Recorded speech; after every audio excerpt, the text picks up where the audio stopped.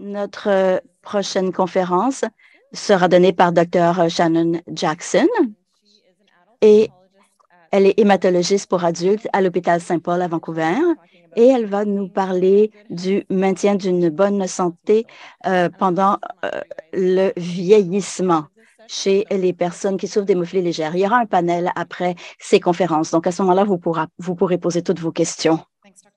Merci, Dr. Rimmer, et très heureuse de vous voir toutes et tous. Je suis très heureuse qu'on m'ait invité aujourd'hui à vous parler de santé générale. Qu'est-ce que ça veut dire, la bonne santé générale? Mais dans le contexte de l'hémophilie. Merci de m'avoir proposé ce sujet. C'est un sujet large. Je vais parler de santé cardiaque surtout et je vais faire quelques commentaires et sur la façon dont on peut changer notre point de vue sur le vieillissement. Mon point de vue change pour cette présentation. Ma divulgation, c'est que j'ai de plus en plus d'expertise personnellement à propos du vieillissement. Donc, aujourd'hui, je vais vous parler d'un cas. C'est une photo d'archive et je vais utiliser un synonyme. Mais c'est basé sur un vrai patient qui a une hémophilie légère. On l'a rencontré, il a habité toute sa vie en Colombie-Britannique, mais on l'a rencontré en 2021 seulement. Il est dans la soixantaine et il a été diagnostiqué à 6 ans. Assez typique dans la région, il était traité dans son hôpital local où il recevait les traitements locaux pour différents problèmes, mais sa santé générale, malheureusement, a commencé à s'amoindrir dans la trentaine. Tout d'abord, il a développé un diabète et il souffrait d'obésité à l'époque et aussi la tension artérielle et un problème de lipides élevés. Et il a rencontré son premier hématologiste en 95 à l'âge de 41 ans et il a été à l'hôpital Saint-Paul pas à cause d'une maladie artérielle coronaire et il avait besoin de traitement pour cela. Il a reçu le traitement. Ça a bien été. En fait, il a subi une chirurgie. À l'époque, c'était vraiment quelque chose pour un patient hémophile de subir une telle chirurgie, mais ça s'est bien passé et on l'a renvoyé dans sa communauté typique à l'époque. Les gens à l'époque se concentraient sur certains aspects et non sur d'autres. Alors, l'histoire se poursuit. On l'a rencontré en 2021. Après tout ça, pour la première fois, on l'a rencontré au moment où sa maladie artérielle coronaire avait progressé et bien sûr, on était en mode réactif et on a dû réagir rapidement. Donc, plein de choses se sont produites. Finalement, cette fois-là, il a subi une angiographie coronaire avec l'installation de ballons et de stents. À ce moment-là, les choses ont commencé à changer. On a appris à bien le connaître parce qu'on devait l'aider avec des facteurs 8 à une période où il était sur traitement antiplaquettes pendant 8 mois. Son niveau était de 10-20 et depuis lors, on le suit de près. Malheureusement, il n'a pas retrouvé toutes ses fonctions parce que pendant des années, avec les maladies cardiaques, eh bien, il y a eu aussi insuffisance cardiaque, maintenant arythmie, et il va sans doute devoir recevoir un pacemaker. Alors, c'est pas toujours facile de prévoir tous ces événements, mais j'étais curieuse. Je me demandais qu'est-ce qui se passait au niveau de toutes ces procédures pour Stanley parce que c'est de plus en plus fréquent de voir toutes ces procédures. Alors, j'ai regardé la base de données qui s'appelle iChip sur les procédures en Colombie-Britannique et pour une vaste population, on a fait environ 850 procédures pendant les 3 années. J'ai recherché celles qui étaient des procédures cardiaques invasives pour voir il y en avait combien et il s'est avéré qu'il y en a eu 21 pendant cette période, divisées en deux catégories, soit les arythmies avec une ablation cardiaque, pacemaker ou une loop recorded device. Et puis, comme Stanley, d'autres patients recevaient des diagnostics et parfois des thérapies pour les problèmes artériels coronaires. Mais ce n'est pas la partie la plus intéressante. Quand j'ai regardé qui subissait ces procédures, eh bien, ça m'a frappé. Il s'est avéré que sur 21 patients, 15 souffraient d'hémophilie légère. Et quand on pense à la population en général, moins de la moitié de la population hémophile. Et si on regarde dans toute la clinique, les patients hémophiles représentent environ la moitié du total. Donc, c'est un groupe vraiment important qui subit plus de procédures cardiaques que d'autres. Et compte tenu de la situation actuelle, quand ces cas surviennent, moi, je veux essayer de penser davantage en amont. Qu'est-ce qu'on sait à propos de la prévention? Mais juste avant, on va regarder si c'est une anomalie. Il n'y a pas beaucoup de données robustes sur des groupes avec un groupe contrôle sain, mais qui ventilent l'hémophilie grave, non grave. Ça vient des Pays-Bas et du Royaume-Uni. Il y a 10 ans, ils se sont penchés sur les patients qui venaient à leur clinique et ils ont noté les incidents, par exemple, d'angine, de AVC ischémique et d'infarctus du myocarde. Et vous voyez la population, donc 4 des patients de plus de 35 ans. Ensuite, pour l'hémophilie grave, les interventions sévères, donc 344. Ce qui est assez intéressant, c'est qu'on voit ce chiffre-là quand on parle des patients qui ne souffrent pas de forme sévère, mais c'est un groupe très, très important avec des niveaux de facteur 8 assez variables. Mais il semble qu'il y ait dans ce groupe de plus en plus de gens ici et presque au même niveau que la population générale. On est vraiment en aval de tout ça. Parfois, c'est très épisodique et on doit réagir très, très rapidement. Aujourd'hui, j'essaie de penser davantage en amont avec vous.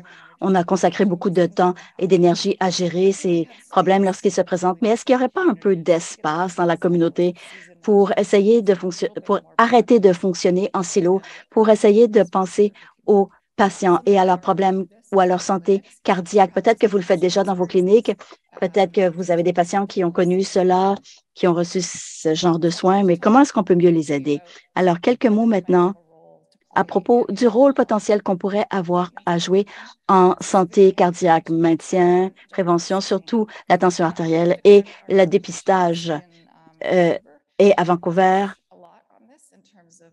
le personnel soignant a vraiment voulu progresser sur ce front. Les gens commencent à comprendre. Par contre, je me demande comment faire les deux, c'est-à-dire avec nos ressources très limitées, comment devenir des experts et comment rester disponible et élargir donc nos connaissances tout en essayant de fonctionner de façon plus préventive. Quand j'ai appris tout ça, moi, aux études, eh ben, je référais toutes ces choses-là aux médecins généralistes ou à la communauté, mais en réalité, ce n'est plus toujours possible. Voici un sondage mené l'an dernier, un sondage pan-canadien avec 9 000 participants et une personne sur 5 n'a pas de médecin de famille ou d'infirmières praticiennes pour des soins réguliers. Bien sûr, on a des cliniques sans rendez-vous, mais beaucoup de gens n'ont pas de médecin de famille. Et c'est pire en Colombie-Britannique, au Québec et dans la région atlantique. Et je le constate. Et c'est pire parce que beaucoup de gens voient différents spécialistes ou différents médecins. Donc, c'est difficile de faire un suivi et d'offrir des traitements en prévention. Alors, qu'est-ce que les directives nous disent? Pour la santé cardiaque, on a les directives de la Fédération mondiale mises à jour en 2020 et il y a des chapitres qui sont consacrés au traitement, mais aussi à la prévention et au dépistage. Et il y a des comparaisons avec la population générale et on sait qu'il y a différents types de dépistage pour les maladies artérielles coronaires. Bon, ce sont des patients qui sont à risque de maladie cardiaque et on doit les aider. Les directives recommandent que l'on dépiste les patients hémophiles, pas nous en tant que communauté, mais que les patients hémophiles reçoivent le même dépistage que tous les autres. Et je voulais vous parler aussi un peu du dernier élément sur la liste. Vous connaissez les risques de facteurs de maladie cardiaque, mais l'obésité, il faut s'y pencher parce que Parfois, on leur pose des questions sur leur poids sur une base annuelle ou régulière, mais on n'a pas toujours la taille. Pourquoi pas? Alors, je crois que c'est reflété dans les directives. C'est une attente qu'on devrait avoir parce que si les patients arrivent au seuil d'obésité, eh bien, ils devraient être référés par rapport au contrôle du poids et au régime alimentaire. Les activités physiques, je pense qu'on fait assez bien, on sait quoi faire, on sait comment en parler à nos patients et l'OMS recommande que l'on recommande des activités physiques régulières de façon sécuritaire. Maintenant, parlons d'hypertension. Il s'agit de pression artérielle élevée entre 135 et 140 systoliques et 175 à 180 diastoliques. C'est assez répandu dans la population et ce qu'on ne réalise pas nécessairement dans la communauté l'hémophilie, c'est que les taux d'hypertension sont un peu plus hauts parfois, jusqu'à 50 dans la quarantaine, certainement. Et je sais que la docteur Sun a publié une étude là-dessus avec la clinique d'hypertension et c'est sur leur mur cette espèce de machine avec les instructions de collecte d'échantillons et c'est assez facile à faire et nous le faisons beaucoup et d'autres ont obtenu les mêmes résultats. Ce qu'on ne fait pas, c'est de traiter les différentes phases de l'hypertension. Je pense que c'est aussi utile de comprendre quelles sont les attentes en matière de mesure de pression artérielle. Et Santé Canada a publié ces différentes techniques, non seulement les méthodes, mais aussi une liste d'équipements acceptés. Donc, si vous ne savez pas, euh, vous pouvez le consulter. Il y a d'un côté les mesures automatisées de pression artérielle de cabinet de médecin. Et il y a aussi des recommandations de faire plus de contrôle de la pression à domicile. Plusieurs patients achètent un kit de pression artérielle pour 60 à 80 dollars, mais ce n'est pas une vraie option pour chaque personne vivant avec l'hémophilie. Et puis, il y a aussi le contrôle de la pression artérielle ambulatoire, qui est une option. Ce sont de bonnes choses à savoir pour au moins détecter qu'il existe un problème. Je voulais aussi parler, Paul n'est pas là, je voulais le surprendre avec cette question, mais voici une clinique pré-pandémie. On partageait l'espace avec la clinique d'hypertension et le patient en fait, changeait de pièce tout simplement pour faire ces différentes analyses sanguines. Mais depuis la euh, pandémie, nous en sommes à environ 25 de consultations virtuelles et on a aussi des visites de groupe où on a une évaluation un peu plus holistique des besoins du moment des gens.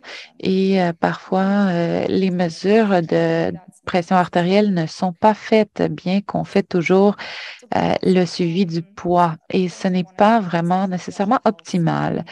Euh, Ensuite, je voulais parler d'analyse de santé pour les patients hémophiles. Au-dessus de l'âge de 50 ans, tout le monde devrait avoir un dépistage de cancer du côlon à l'aide d'un test sanguin ou encore d'une colonoscopie et souvent on le fait à cause d'un risque de saignement, mais on ne le fait pas euh, de façon routinière comme nécessairement. Et puis, pour les femmes, évidemment, une mammographie pour dépister le cancer du sein. Aussi, c'est bien de faire un dépistage de carcinome hépatocellulaire On veut certainement le détecter le plus tôt possible et prévenir. On recommande donc un dépistage de tous les 6 mois au Canada. Et qui est responsable de commander ces analyses? Eh bien, bonne question. C'est quelque chose qu'on, sur quoi pa- euh, on cogite beaucoup. La cirrhose mène à d'autres complications, comme une cirrhose du foie. Et si on développe une cirrhose du foie pendant plusieurs années et qu'on souffre d'inflammation, c'est euh, c'est possible de développer un carcinome. Chez nos patients, c'est quelque chose qu'on devrait surveiller en amont et peut-être corriger la situation en amont. Un des facteurs aggravants est bien sûr l'utilisation d'alcool. C'est pertinent de poser la question à ses clients combien de consommation hebdomadaire vos patients consomment-ils, évidemment, en unité standardisée et le groupe sur l'utilisation de substances a fait des substances et on a suggéré pour tout le monde un dosage inférieur à 3 consommations standards par semaine. Je n'ai pas raconté toute l'histoire de Stanley, donc j'y reviens. Stanley est maintenant très engagé auprès de notre clinique, mais ça n'a pas toujours été le cas. Alors, à chaque fois qu'on a essayé de contacter ce monsieur de venir à la clinique, il a dit non, merci. Et encore une fois, si on revient à la question des patients avec une hémophilie légère, c'est un risque de ne pas pouvoir faire des dépistages préventifs. Il aime beaucoup le personnel de la santé. Il n'avait rien contre nous spécifiquement, mais il voulait tout simplement pas perdre notre temps. Il se disait que la clinique d'hémophilie, c'était pas pour des personnes qui saignaient. Donc, s'ils ne saignaient pas, pourquoi irait-il? Il ne voulait pas accaparer la ressource et que d'autres pourraient utiliser à sa place.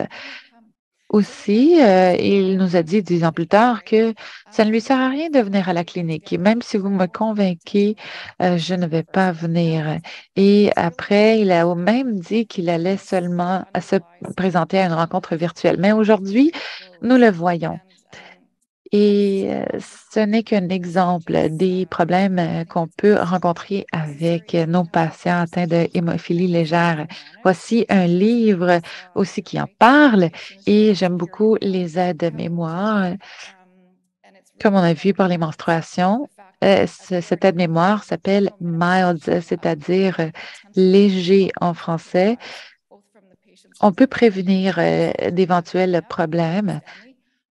Premièrement, en évitant la minimisation à cause notamment de ce mot léger. Ensuite, les enquêtes, on n'a pas toujours toute l'information, donc c'est très important d'agir rapidement pour recueillir tout ce qu'on peut savoir. Ensuite, nous n'avons pas toujours de suivi. C'est très difficile parfois d'obtenir des suivis. Le diagnostic est souvent retardé jusqu'à même l'âge adulte avancé. C'est là parfois qu'on découvre que nous sommes hémophiles. Et ensuite, les symptômes et les signes des hémorragies ne sont pas nécessairement connus du public. C'est là qu'on doit faire plus d'informations à l'endroit du public. Les conclusions, donc, c'est qu'on doit, premièrement, euh, se concentrer sur la santé générale. On doit aussi, euh, bien sûr, essayer de réduire l'écart d'information. Et je suis bien curieuse de savoir comment vous le faites. Merci.